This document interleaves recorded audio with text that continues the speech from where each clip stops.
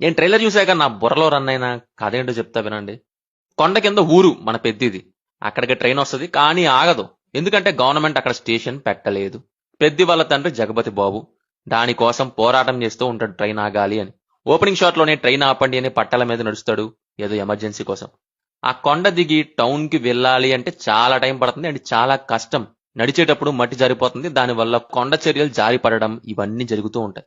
So ఈ train ఆగాలి అనే కాన్సెప్ట్ తో ఊరి కోసం నడిచే sports action saviour survival movie ఇది. ఫస్ట్ హాఫ్ అంతా మన హీరోయిజం, హీరోయిన్ తో రొమాన్స్, హీరో లోకల్ విలన్ తో గొడవలు. ఇంటర్వెల్ కి రైల్వే స్టేషన్ అనే పాయింట్ వస్తుంది మెయిన్ ట్రాక్ గా. ఇక్కడే జగపతి బాబు గారు క్యారెక్టర్ లేచిపోద్ది. ఇప్పుడు పెద్ది బాబు ఈ స్టేషన్ కోసం ఢిల్లీకి వెళ్తాడు, రైల్వే హెడ్ క్వార్టర్స్ కి. అక్కడ పని అవ్వదు. అప్పుడే ఒలింపిక్స్ వస్తాయి.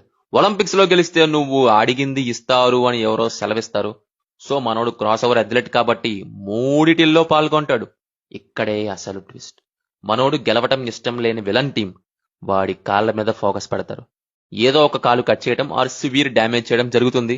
ఇప్పుడు నాన్న కోరిక నెరవేరాలంటే, ఊరికి రైల్వే స్టేషన్ రావాలంటే ఉన్నది ఒక్కటే దారి, పారా ఒలింపిక్స్.